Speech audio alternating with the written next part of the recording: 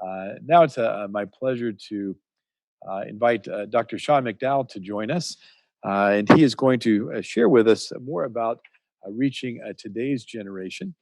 And as I mentioned before, Dr. McDowell is a professor at Biola University in Talbot, author, and we're thankful, thankful to have you with us, Sean, today as you share with us. So we'll let you take it away, and then we'll have a question answer time following your presentation. Oh my goodness. Thank you so much for that kind introduction. This is a joy to be here with you. Am I coming through fine Yes, I with the can hear you sound? well. Okay, perfect. Just double checking. Well, thanks so much for having me. And I'm honored to follow up with my dad, be a part of the Institute, and talk about this unique generation and the challenges that we face. There's a lot of different names that have been given to this generation, but probably the main one that has stuck is called Gen Z. People refer to this generation as Gen Z. And as we start, keep Proverbs 24:3 in mind, which says, "By wisdom a house is built, and by understanding it is established." So let's try to understand what's unique about this generation. Now, essentially, they're those born between 1995 and 2010. So basically, when you think of Gen Zers, you might think of like upper elementary school students through college students. And in fact, some of the older Gen Zers are moving into the workforce right now. Now, here's some things about this generation that'll give you a little perspective. Ronald Reagan is as far in the past for them as Dwight Eisenhower was for their parents. Email is an ancient and useless technology. Columbine is merely a flower. This is a generation with no memory of Columbine. It was the late 90s. Amazon is an online retailer, not a river in South America. The band Nirvana is classical rock. Stephen Curry or LeBron James is a better basketball player than Michael Jordan ever was. I'm not saying that's true or false. I'm sharing the common perspective. YouTubers are the new stars. There's many Gen Zers who think they're just one YouTube video going viral away from being TikTok or YouTube famous. Eminem and LL Cool J could show up at a parents' weekend. Press pound on the phone now is translated as hit hashtag. And with GPS, they've never had the collective experience of getting lost. Now, Gen Zers make up about 25% of the US population, about a quarter, and it's growing as older generations are passing away. Now, I'd ask you to do something, but it'd be a little hard to get your feedback on this, but think of the words that first come to your mind when you think of Gen Zers. So if you think of just students today, junior high school students today, what words would you use to describe them? Now, when some of the research first started coming out on Gen Z, I sent out a tweet and I said something effective. I would describe this generation as entrepreneurial, fluid, diverse, digital, and overwhelmed. What words would you use? And some of the positive feedback came back. People said hardworking, accepting, driven, global, passionate, and diverse. But then some of the negative, more critical comments were like entitled, lazy, gullible, disconnected, hopeless, and delusional. So let me ask you a question for reflection. When you think about this next generation, what are the first words that come to your mind? Are they positive or are they negative? Because how we view this generation shapes how we relate to them. Let me say that again. How we view this generation shapes how we relate to them. For every generation, there's been positive, and for every generation, there's been negative. But this is a generation, I think the studies show value authenticity, and they want to know if we actually truly care about them. So I'm not saying ignore the negative, but let's choose to see the positive. It is a privilege God has given us to reach and minister to this generation of young people. Now, along with that, one other piece that I would say is remember, we're going to look at some data about this generation, but keep in mind that every young person has a unique story. So our data can only take us so far. I was teaching at a homeschool convention, and I was taking payments for books on my phone with this app. And I said to a kid when I handed it to him, I said, "Hey, don't feel the freedom to send out a tweet on my behalf." And he looked at me, goes, "Don't worry, I'm not even on social media. I don't know how to use it." Now, this kid was 15. Is he part of this generation? Of course he is. So our studies give us what I might say are hooks into the minds and experience of this generation. But if you just think about a family, how different kids can be in the same culture of a family, that can also be true for a larger generation. And this is why Os Guinness, he doesn't even like generational monikers because what it focuses on is our differences, and we forget how much we have in common. So you and I have far more in common with this generation than we do differences. That is vital to remember and keep in mind. With that said, I've done massive research on Gen Z, and I think about a dozen characteristics bubble to the top. We're going to look at 8 of them. And the first one is really the most significant as a whole for this generation, is that Gen Zers are truly the first digitally native generation. So Tim Elmore has an excellent ministry to young people, and he said this. He said, teens put technology in the same category as air and water. They cannot imagine living without being connected all the time. And I think he's right. I still look at my technology as a bonus, fascinating, cool thing we can do to connect with the world and navigate things. This generation takes it for granted. I get in my car and I'm still amazed that I can plug in an address and my phone tells me how to get there. My son expects that to happen because he's grown up in that generation. I was loading a plane maybe 6 or 8 months ago, shortly before the kind of the COVID quarantine hit. And as I was walking through first class, I noticed this lady, I'm going to guess she was 70 or 75, and she had a tablet out. She was reading a book on a tablet. And it hit me. I thought, gosh, if all generations are comfortable using technology, then the technological revolution, the digital revolution has arrived. So I sent out a tweet that said something like, watch this 75-year-old lady, read a book on a smartphone. The digital revolution is here. And this guy commented back, he said this, he goes, no, the digital revolution will only be here when you and your generation are gone and no longer have a memory of what it was like to not have the ubiquity of smartphones. And I stopped and I thought, he's right. I have a memory of what it was like to not be connected to anyone, anywhere, anytime. This generation doesn't. This is how they've been accustomed to seeing the world. This is like second nature to them. So a study does show that 79% display symptoms of emotional distress when they're kept away from their smartphones. 79%. Now, by the way, that stat 79% is not just of Gen Zers, it's of everybody. You see, what we're seeing with the smartphone and its ubiquity across generations is that it is shaping not only Gen Z, but all generations. We're seeing these big trends taking place. But what's different with Gen Zers is they are younger and more formative stages of their life, so it affects them more deeply. It affects them more deeply. You see, Gen Zers are actually more concerned about using a smartphone in a movie than at a wedding. You might stop and think, why? Well, see, here's what often comes across different generations is we have different expectations about how we're supposed to use technology. And when others don't do it, we get disappointed or we get upset. So, for example, if I sit down with a friend, I'm assuming technology is a way unless we're looking at something together. Many in this generation don't expect that. They just sit down and they might be liking the same Instagram photos or TikTok videos at the same time. So if you have people of different generations sit down with different expectations, it often leads to conflict rather than understanding. So in my work with young people as a teacher, as a parent, I found it's important to have reasonable boundaries, state why I have those boundaries. And if I'm consistent with them, it tends to move away from some of the conflict that often arises with technology. Now, the last thing I'll say about this, and we'll move on to number 2, is here's the way I put it that might be helpful. Those of us born before the ubiquity of the internet learned how to communicate online. Those born after the ubiquity of the internet, such as Gen Zers, learn how to communicate offline. So my default is communicating offline, and I've learned how to communicate online. Many in this generation, their default is online, and they have to learn how to communicate offline. So the first characteristic of this generation is they are digital natives. The second one is racially diverse. They're racially diverse.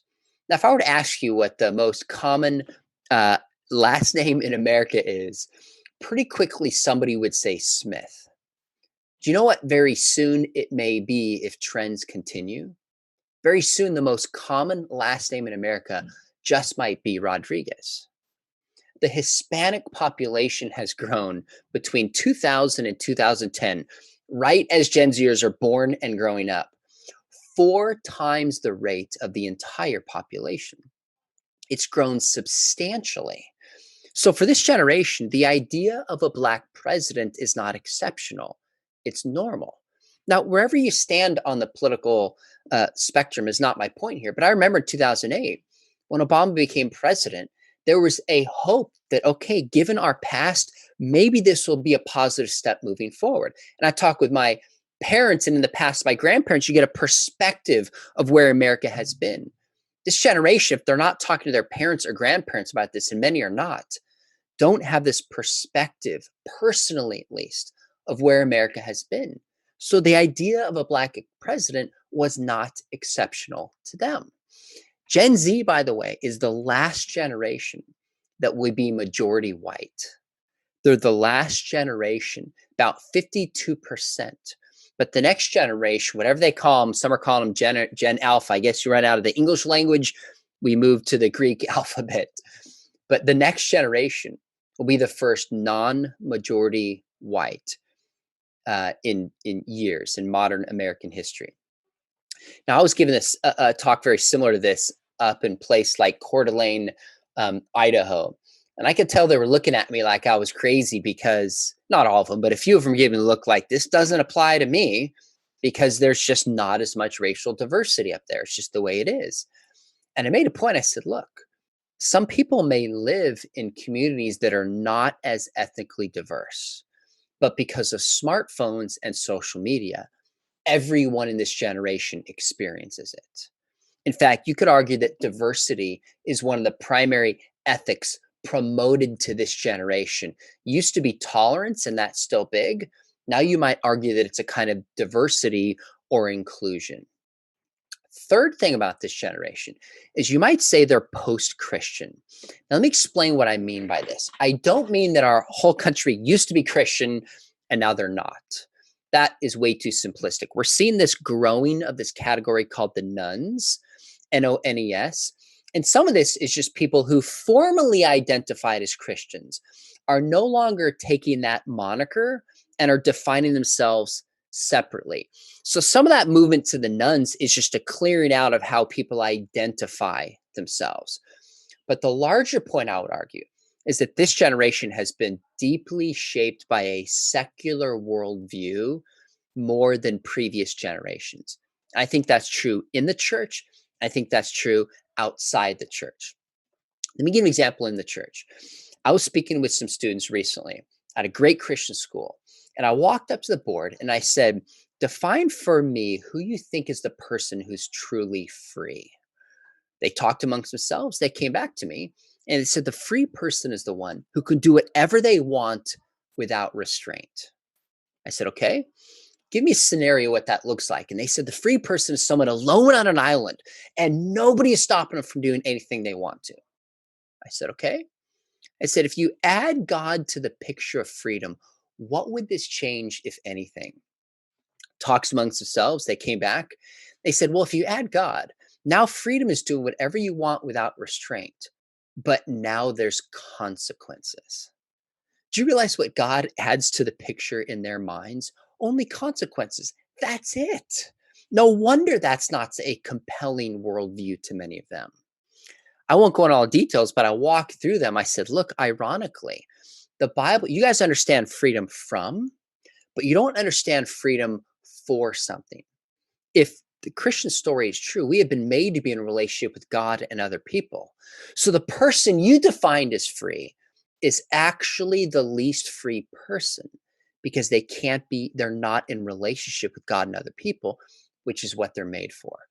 The point is, and studies show, that this is a generation deeply influenced by a secular worldview. In fact, Barna studies, the way they define a biblical worldview, they would say 4% of Gen Zers actually fit into that category.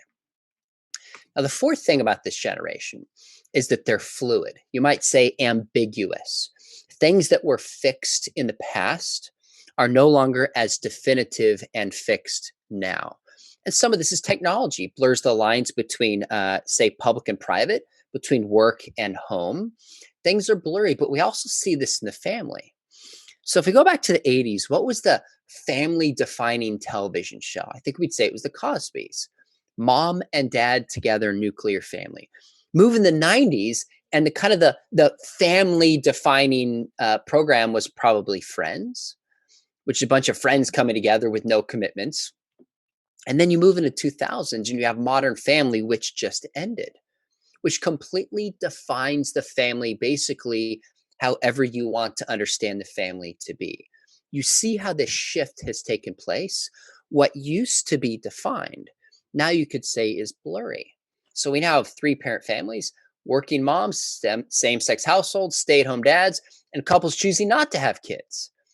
Now, certain trends have increased. We don't know if they'll stay the same. But if so, we might see the nuclear family being less than a third of all families by 2026. Now, why this is so important is as the family decreases, the nuclear family, the secular worldview grows. As the secular worldview grows, it negatively, in fact, impacts the value of the family. By the way, speaking of blurry, Facebook now has 58 or more gender options. I can't even keep track with it. It changes so much.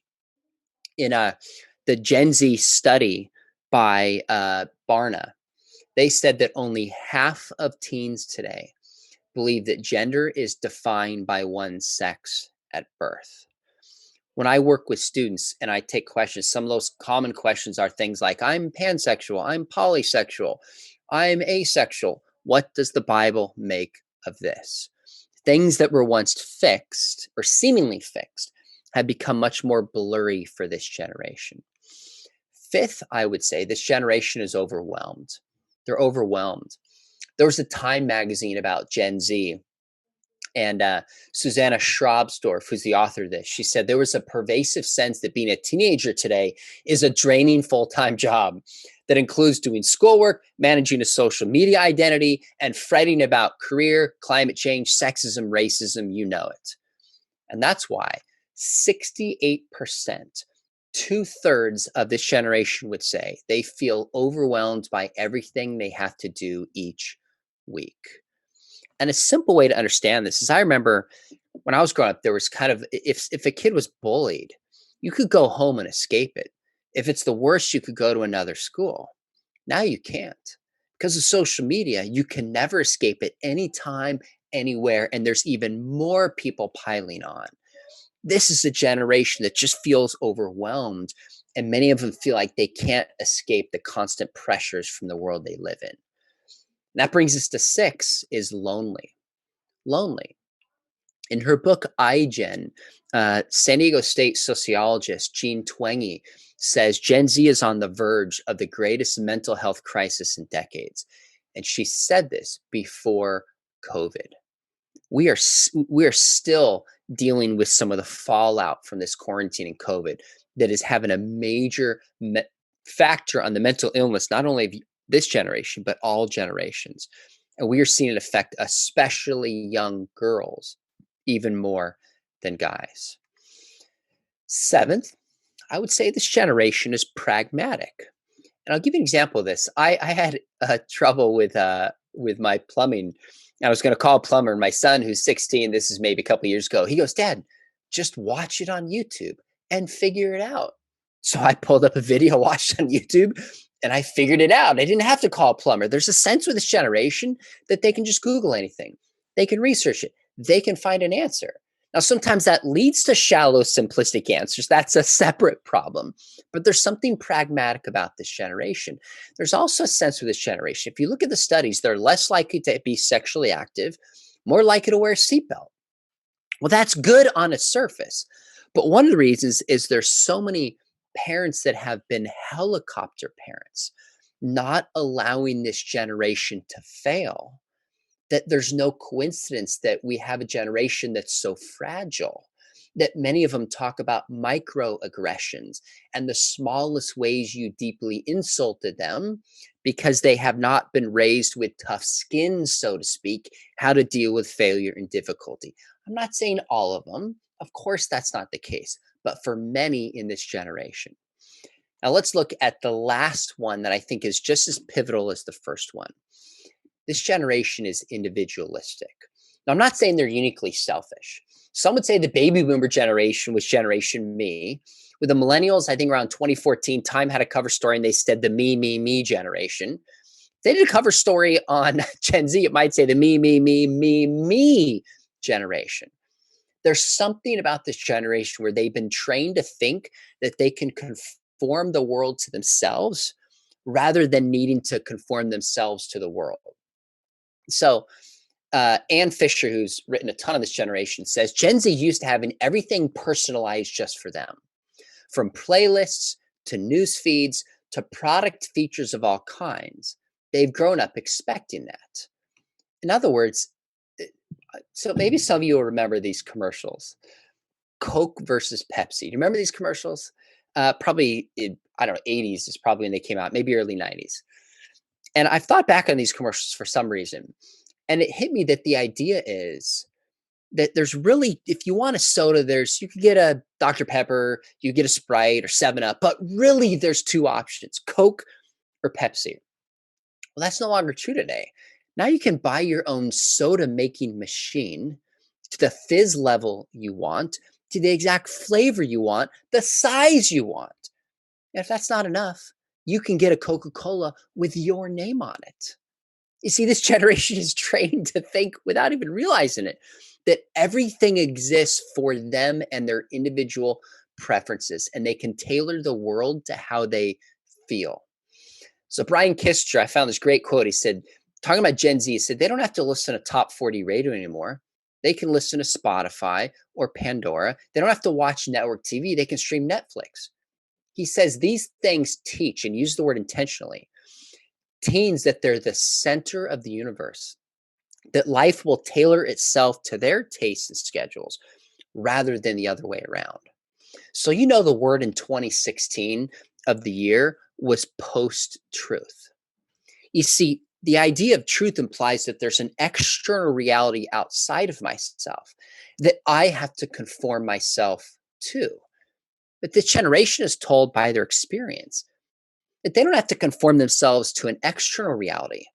From the music they listen to Amazon products, whatever you want, whenever you want it, you can tailor the world to yourself. And it affects the way they think about truth. Now, here's one other way, a couple more ideas that are hopefully helpful, and then we'll jump in and we'll take some questions. If you go back to, say, the Kennedy assassination, 1963, there was just a handful of cameras that recorded this. And out of that came some conspiracy theories. But a lot of people thought if we had more cameras and more information, we could have a greater grasp of the truth. But I think this is exactly opposite. Fast forward from the Kennedy assassination to the World Trade Center explosion. We have far more cameras, far more information. Are there more conspiracies or less? There's arguably more. Why? Increased information doesn't lead often towards confidence. It leads towards skepticism. There's many in this generation that wonder, can they know that anything is true with confidence? Because they've been raised to just see that any simple Google search away or YouTube search, there's always somebody smart with a different perspective. At the heart, they want to know, can they know anything with confidence? So if I may give two broad principles for approaching this, and then we'll come out, take some questions, and then in my dad and I, our time together, we'll walk through some practical ways to do this. I recently wrote a book with a friend of mine called So the Next Generation Will Know, and all this research we just talked about is in there. And as we laid out the research, we thought, okay, here's a generation with information overload. Here's a generation trained to think that they can conform the world to their interests. Here's a lonely, broken generation. How do we uniquely reach them? And I think there's two key factors that not only are biblical, but also arise from the data. The first one is when this generation has endless messages coming at them, telling them how to think and see the world, what they need is a funnel, what we call a worldview, to filter out things that are false, things that are damaging, and focus down on things that are true. This is why a worldview is so powerful and so important. Now, all we mean by a worldview is a view of the world, a belief system about reality. And the truth is if we're not intentionally teaching this generation how to think Christianly, they will unintentionally adopt the ideas of the world that we live in. So, the first component that's vital is to help this generation see the world from a Christian perspective, filter out what is ugly, what is bad, what is false, to what is good and true and beautiful. And then the second thing is, I've come to ask the question, why should this generation listen to me? Why should they listen to you? This is a hugely important question. Why do they care what you have to say and I have to say, especially on their phones? They have endless people speaking into their lives nonstop. Why would they listen to you? Well, earlier you saw the book Evidence Demands Verdict was held up. When my dad first wrote that in 1972, what made that book so powerful? One of the things was people didn't have access to that information. So for the first time, people are like, there's evidence for the resurrection. There's evidence that Jesus is God. There's evidence for the scriptures. Well, we recently updated this book. And I remember one of the questions I asked was, now people have access to this information. So why are they going to care about an update to this book? And two things hit my mind. I thought, well, one, we could save people time. And second, I thought trust. Just like the C.S. Lewis Institute, the name C.S. Lewis has trust that this is going to be gospel based. It's going to be quality. It's lasted over time. People feel like they have a relationship with C.S. Lewis, broadly speaking, and they feel the same with my father. So why is this important? When there's endless voices speaking into this generation, they're asking the question, who can I trust? Who am I going to listen to? And a huge component of that is tied to relationships. Relationships. And it's biblical, isn't it? Jesus came in grace, relationships, and in truth, worldview and content. So as I look at this generation, I think they are interested and clamoring to know truth. But it often only happens when we take the time to build relationships with them, to speak into their lives, that we now have a platform to make a difference and minister to them. Now, we're going to unpack that in the session that my dad and I do together, but let's go ahead and move to the question answer period. If there's anything I said that didn't make sense, if there's a challenge you have, like, wait a minute, I've seen a study that shows something else, or scenario I can help you with, I would love to help walk through this with you and take questions as best I can.